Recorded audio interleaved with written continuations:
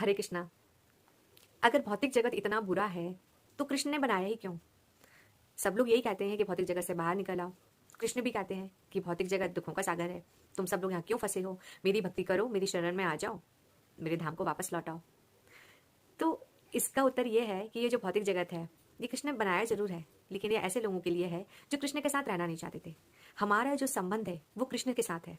पहले हम भगवान के नित्य सेवक थे, लेकिन हम बाद में ये चाहने लगे कि हम बॉस बन जाए, सब कुछ हमारा हो, हमें फ्रीडम मिल जाए। जिस तरह से माता पिता अपने बच्चों को समझाते हैं कि बेटा ऐसा काम मत करो, ये काम गलत है, तभी बच्चा बोलता है नहीं नहीं मैं तो ये करूँगा, मुझे तो ऐसा ही करना है। तो फिर पेरेंट्स बोलते हैं ठीक है, तुम्हें ऐसा लग रहा है तो तुम कर लो। इसके बाद में जो भी रिजल्ट होता है, और हो सकता है कि बच्चा कुछ गलत काम करे, फिर वापस आएगा तो पेरेंट्स उसे एक्सेप्ट भी कर लेंगे। तो यही हमारा जो संबंध है कृष्ण के साथ, कि वो कृष्ण हमारे परमपिता है। तो हम भी उनके साथ में थे, और जब हमने भी चाहा कि हम अलग रहना चाहते हैं तो ठीक है, कृष्ण ने बोला ठीक है मैं भौतिक जगत बनाता हूँ, तुम सब रहो वहाँ पे।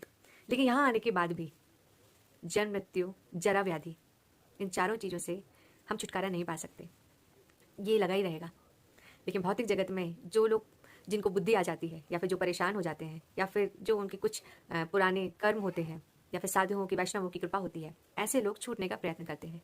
ऐसे लोगों के सीधे संपर्क में कोई भी ग्रंथ आ जाता है, जिसके पढ़ने के बाद, समझने के बाद उन्हें ऐसा लगता है कि नहीं, हम कुछ गलत कर रहे हैं। अब भक्ति करते हैं तो भक्ति करना इतना आसान भी नहीं होता है, भक्ति करने में कुछ सैक्रिफाइस भी करना होते हैं। लेकिन भगवान ने ये भी नहीं कहा कि तुम चुपचाप गृहस्थ आश्रम में हो और बस बैठे रहो, कुछ मत करो।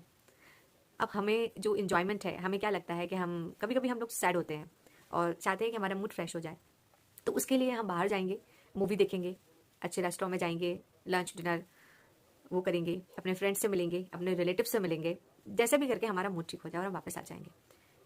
फिर कभी कभी हम वैकेशंस भी प्लान करते हैं कि हम वैकेशंस पे चलते हैं। तो वो एक ऐसी मेमोरीज होती है, हम अपनी बना के लेके आते हैं। जब भी हमारा मूड ऑफ होता है हम उन्हीं चीज़ों के बारे में सोचते रहते हैं।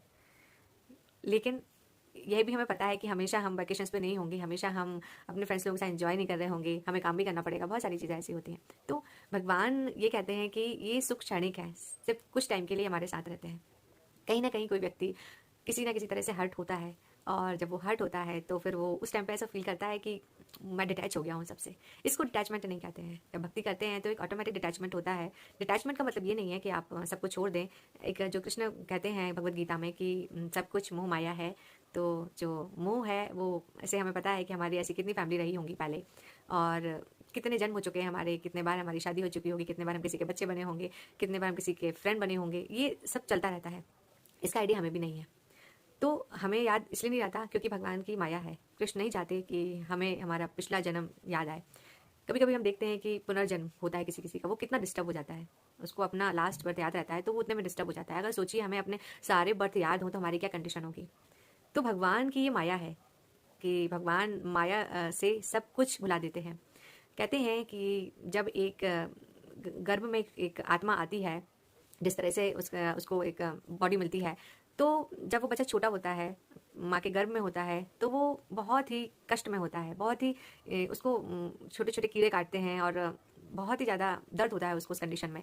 और हम सभी सोचते हैं कि ये सब उसको अच्छा लग रहा होगा, वो किक मार रहा है, ये कर रहा है, वो किक मार रहा है, इसका मतलब ये नहीं कि वो बहुत खुश है। हम तो उसको ऐसे देख के खुश हो जाते हैं, लेकिन वो बहुत परेशान रहता है। और वो भगवान से लिटरली प्रार्थना करता है बच्चा कि भगवान जब मैं बाहर आऊँगा तो आपकी भक्ति करूँगा। लेकिन अगर वो बच्चा ऐसे घर में आ गया जहाँ पर हरि भक्ति नहीं होती है, तो वो वक्त डेफिनेटली माया में लग जाएगा। लेकिन अगर किसी के यहाँ ऐसे किसी का जन्म उसका हो गया जहाँ पर हरि भक्ति शुरू से होती है, तो जरूर आत्मा आगे जाके भक्ति कर पाएगी। तो जो आत्मा का संबंध है भगवान से है, और भगवान कहते हैं भगवद गीता में कि मैं सबके हृदय में विराजमान रहता हूँ। तो भगवान अगर सबके हृदय में है तो फिर सब लोग कुछ लोग गलत काम करते हैं, कुछ अच्छे करते हैं, तो ऐसा क्यों है? जब भगवान सबके अंदर हैं तो सभी लोग एक जैसे होना चाहिए। उसका रीज़न ये है कि भगवान सबके हार्ट में ज़रूर है, लेकिन वो जो एक कहते हैं ना, एक मिरर होता है, मिरर में धूल जमा रहती है तो हम अपने आप को ठीक से नहीं देख सकते। हम जब उस मिरर को क्लीन करेंगे तब जाके हम अपने आप को देख सकते हैं। उसी तरह से जब हम अपना हार्ट क्लीन करेंगे तब जाके हमें महसूस होगा कि भगवान हमारे हृदय में है। इतनी गंदगी जमा है हमारे हृदय में, तो भगवान हमें कैसे महसूस होंगे? तो सभी के हृदय में है। तो जितने भी जीव हैं यहाँ पे, जीव जंतु हैं, सभी से हमारा कनेक्शन है, क्योंकि सब भगवान के अंश हैं, हम सब भगवान के अंश हैं। तो भगवान से जो हमारा शाश्वत संबंध है वो सिर्फ भक्ति के माध्यम से ही खुल सकता है। बोलते हैं कि ये एक भगवान कृष्ण एक रहस्य है, एक गुहितम रहस्य है, और ये रहस्य जो एक चाबी है ना, वो सिर्फ वैष्णवों के पास होती है। जैसे ही हम उनके संपर्क में आते हैं, हमारी आंखों पर जो भौतिक दृष्टि है वो धीरे धीरे हटना शुरू हो जाती है। अक्सर हमने ये देखा है कि हम लोग वही भगवान को कंपैरिजन में वही सब देखते हैं जो हमारे साथ होता है। कि अब कुछ लोग कहते हैं कि राधा कृष्ण के जीवन में कितना कष्ट है, राम और सीता जी उन पे कितना कष्ट है। हम कितने जल्दी उनसे कंपैरिजन कर लेते हैं अपना।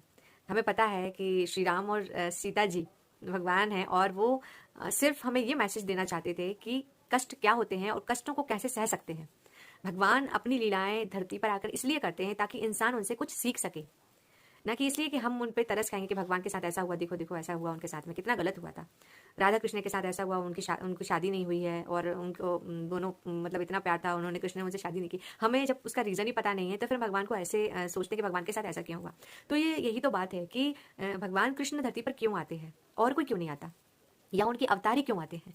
क्योंकि भगवान को हमारी चिंता रहती है। भगवान तब आते हैं जब जब हमें भगवत गीता में इसका उल्लेख है कि भक्तों को कोई नुकसान पहुंचाता है तब आते हैं, और भगवान अपनी लीलाएं यहाँ पे आकर करते हैं ताकि हम अपना जो संबंध है वो भगवान के साथ बना सकें और उन्हें याद कर सकें।